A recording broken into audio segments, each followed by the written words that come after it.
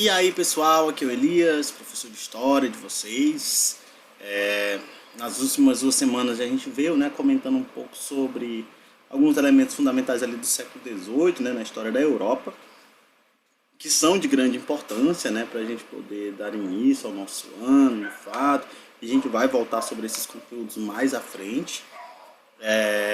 Mas aí a gente dá início, né, de fato, ao nosso conteúdo programático aí do livro, né, que também vai fazer parte ah, do livro, né, desculpa, do conteúdo que vai cair, né, que cai no IFCE, para quem faz o IFCE, e outras seleções, né? Então, pessoal, é o seguinte, né, a gente vai falar um pouco sobre o fim do Império no Brasil e o início do movimento republicano, né? Então, quer dizer, ali a transição entre o Império, né, entre o Brasil imperial e o início da República. É importante destacar, gente, que a República no Brasil ela tem uma característica muito peculiar, né? O movimento republicano, assim, de maneira geral, né? A República, de fato, ela foi um sistema que surge ainda lá em Roma, né? Lá na Roma antiga, né? Quem lembra lá do sexto ano, a gente comentou sobre o modelo de república, e a palavra república ela vem do latim, né? Que quer dizer coisa pública, né? Ou coisa do povo, né? Então, teoricamente, né? A república ela efetivamente é teria, né, como elemento característico a presença, não é, a participação efetiva do povo, né, no poder central e tal. Então isso, a República lá no Império Romano, desculpa, lá durante a Roma, né, a Roma republicana, ela tinha, né, teoricamente, como objetivo atender aos interesses dos cidadãos, né, cidadãos romanos e tal. E basicamente esse é o conceito que dá origem a ela. Ao longo do tempo, né, e principalmente a partir do século XVIII, com a Revolução Francesa, e a gente já falou sobre a Revolução Francesa, a Revolução Francesa e a Revolução Estadunidense também, né, a Revolução Americana, elas trazem uma nova concepção do que é a República, né, na verdade do que é o Estado e, consequentemente, do que é a República, trazendo a ideia de liberdade e democracia, né, associando essas ideias com a ideia de direito civil, né, chamado Estado de Direito, né? Então, quer dizer, aquela ideia de que a República tinha de servir aos interesses dos cidadãos, ela vem ser complementada por essas ideias de liberdade e democracia, e constrói-se o que hoje nós entendemos como os direitos civis e políticos, né, que são os direitos básicos de todos os cidadãos. Então essa ideia, né, ela vai formular a nossa concepção moderna do que é a república. É importante destacar que cada local, né, cada república, ela se estrutura de uma forma própria, tá? Então é muito difícil a gente determinar a república de uma maneira ampla, mas se a gente pensa, né, cada processo de implementação de uma república, considerando suas particularidades, a gente vai ver que cada república ela vai atender a determinados interesses, ela vai ter determinadas características. No caso do Brasil, a gente tem uma situação muito peculiar e até mesmo, para alguns, até mesmo contraditória, né? Que é a de que a república no Brasil ela surge para atender os interesses de apenas uma pequena parcela da população, sendo principalmente caracterizada pelas elites econômicas, né, pela burguesia urbana e as elites, e também pelos grandes cafeicultores, né, bem como também por setores do exército. Então, quer dizer, de toda uma população, digamos que no Brasil essa república ela vem, né, ela é implantada principalmente para atender aos interesses dessas camadas. Os grandes proprietários do café, né, os chamados barões do café, que era a burguesia rural, uma boa parte da classe média urbana brasileira, e também os militares.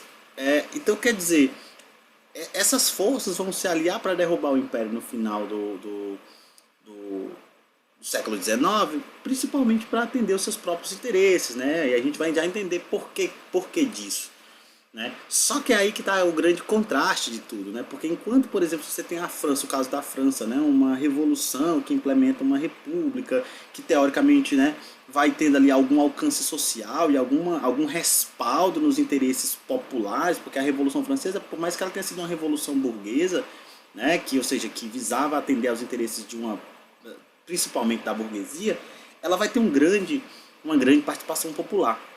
No caso do Brasil, a gente tem uma situação muito contraditória, que é a implantação de uma república, de uma res pública, quer dizer, uma coisa que seria pública do povo, que deve atender aos interesses desse povo, porém, apenas por uma pequena parcela da população. O Aristides Lobo, ele até utiliza um termo que ficou, de certa forma, né, popularizado, né, que é a ideia de que o povo assistiu bestializado à implantação da república, né, sem entender o que estava acontecendo. Então, na verdade, no Brasil não houve participação popular na instauração da república. Na verdade, o processo de instauração ele foi um golpe, né, um golpe militar, articulado por esses setores, e o povo, de fato, que teoricamente é o objeto dessa república, apenas assistiu, né? Então já evidenciava-se que a república no Brasil ela visava atender a esses interesses. E aí a gente entra numa questão que não é de hoje, né?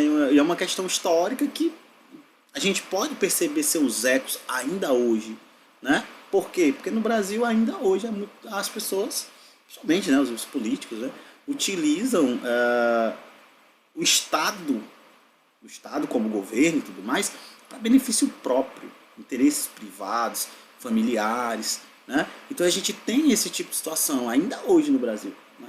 Então essa confusão em relação ao que significa república, o que significa o Estado, permanece ainda hoje. E aí a gente vê, né, a situação de tantos casos, né, de corrupção, de desvio de verba para enriquecimento ilícito, para o filho não sei de quem, e aí vai. Então, quer dizer, isso aí é uma característica que não é de hoje, né? É um processo que já é bastante antigo, né, e que demonstra que remonta, na verdade, a própria estruturação dessa república, né? Quer dizer, o uso do Estado em benefício de interesses privados tornou-se um problema histórico da República Brasileira, né? Ou seja, a gente só é possível atingir uma república, né, de fato, né, que atenda aos interesses de uma grande parcela dessa população, quando, né, nós, enquanto cidadãos, passemos a exercer essa cidadania, né? Seja por meio do voto, seja por meio da cobrança, né? Seja por meio do conhecimento das leis, da estrutura, do Estado, que muitas vezes muita gente não sabe. Tem gente que não sabe para que serve um deputado, ou qual é a função de um senador. Muita gente não sabe. Isso é o básico que a gente precisa saber, né? Muitas vezes a gente não sabe, muita gente não sabe o que é que o partido X prega ou defende, e aí vota porque quer, ou vende o voto. E essas noções elas contribuem para a manutenção desse tipo de Estado no Brasil ainda hoje, né? Olha só, então por que a gente está falando isso? Porque, veja só, gente, por que a República no Brasil ela tem essa característica? O declínio da monarquia no Brasil ele é marcado por uma série de fatores, né? Não foi só um motivo que levou ao fim da monarquia no Brasil, tá? Isso aí é óbvio. A gente tem, já desde a década de 70, o início do movimento republicano. Quer dizer, cada vez mais a gente vai ter a presença, né, do movimento republicano atuando na esfera social brasileira, na esfera política. Então, o Partido Republicano é fundado por volta ali de 1870 e tal. E aí se inicia toda uma série de ideias que vão ganhando força, né, ao longo da década de 70. E, de certa forma, a década de 70 marca o início desse declínio. E aí você vai ter a defesa do federalismo por parte de cafeicultores do Oeste Paulista que queriam autonomia, né? Então, quer dizer, eles queriam mais autonomia para si, para poder exercer os seus poderes, né? A gente até vai ver isso com muita força durante a República. Isso vai se instaurar na chamada República Oligárquica, o nome já diz tudo. Então, quer dizer, a ideia do federalismo era a mesma ideia de subdividir o território nacional em pequenas unidades razoavelmente autônomas, mas ainda ligadas, né, por um laço, no caso aqui, constitucional.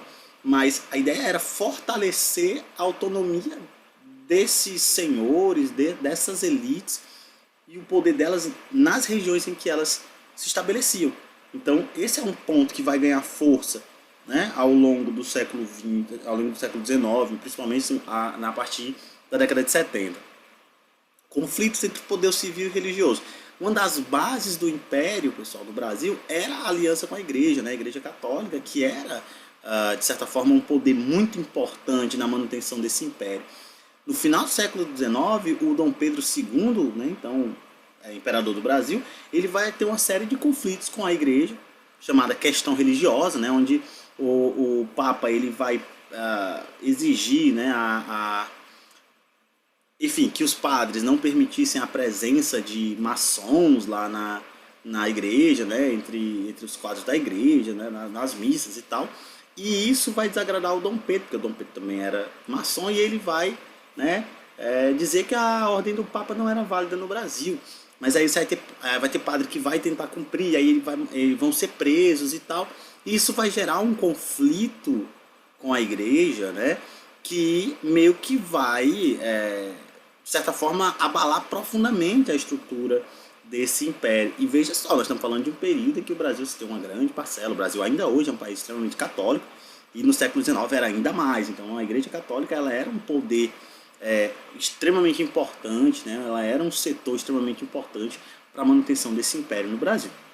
Os vários atritos que vão existir entre o governo e os militares, principalmente depois da Guerra do Paraguai, né? O Brasil vai se envolver na Guerra do Paraguai na década de 60, né? Até 1970, e depois da guerra você vai ter uma série de conflitos, né? Com o exército, porque o governo não atendia uma série de demandas, né? Porque o governo, né, não cumpriu com uma série de acordos, e isso vai gerar conflitos, né? E outra coisa, o exército, por sair vitorioso da Guerra do Paraguai, sai muito fortalecido após a guerra, né? Você vai ter uma importante força surgindo, principalmente a partir daí dentro das camadas militares. Não é à toa que o golpe lá da República de 1889 ele é articulado pelos militares. Quem bota a mão na massa para derrubar o Dom Pedro, de fato, são os militares. Claro que com o apoio dos barões do café, com o apoio de uma parte da burguesia urbana, mas quem bota a mão na massa, quem coloca os cavalos na rua, né, e tal, são os militares. Quem vai lá e prende, né, todo o gabinete lá do imperador são os militares. Então, quer dizer, os militares eles vão se tornar uma força bastante importante, né, influenciadas por correntes, por exemplo, como o positivismo, né, que vai ganhar força entre os militares. Então, quer dizer, o Império Brasileiro ele tinha ali, né, muitos abalos aí no final do século XIX. Tá? E aí, como eu falei, e claro, para coroar isso tudo, isso aqui é mais ou menos ali entre a década de 60 e a década de 70, tá? Esse período aí, 1860, 1870. Digamos assim, a cereja do bolo, né, que veio para coroar todo esse processo de declínio foi a abolição lá em 1888, né, quando a princesa Isabel, né, ela promulga a Lei Áurea, que aboliu a escravidão, porque veja, desde então o governo já vinha tentando abolir a escravidão de forma bem lenta, né, principalmente para atender os interesses dessas elites escravocratas, que eram os barões do café. Mas em 1888 não teve mais como adiar o processo, né? Então você vai ter a libertação desses escravos, escravizados de forma bastante, vamos dizer assim, entre aspas, repentina, né, para esses senhores. E, teoricamente, além do problema da abolição, você tinha o fato que o governo não indenizou os antigos senhores, né? Então os senhores se sentiram, vamos dizer assim, prejudicados, né, pelo governo não ter indenizado eles pela libertação dos escravizados. Então, quer dizer, esse governo ele perdeu aí as bases da sua sustentação. E aí o golpe central, o final foi esse, né? Então, quando esses barões se sentiram prejudicados, vamos dizer assim, né, saíram no prejuízo, literalmente, eles vão se voltar contra essa república. Não é à toa que você tem 1888, 13 de maio, né, você tem a publicação da Lei Áurea, e aí em novembro de 1889, quer dizer, pouco mais de um ano depois, você tem a queda do Império, né, a derrubada da monarquia. Então é só para a gente ter uma ideia de como o processo de estabelecimento da República no Brasil ela visou muito mais a atender esses interesses particulares, né, principalmente dessa elite, né, caracterizada aqui principalmente pelos barões do café, e do outro lado pelos militares, tá bom? Então é isso, né, que é só para a gente poder fazer essa introdução. A gente vai comentar mais um pouco sobre o movimento republicano, né, sobre como é que ele se desenvolve no Brasil, e vamos seguindo. Então, muito obrigado por assistirem e até a próxima.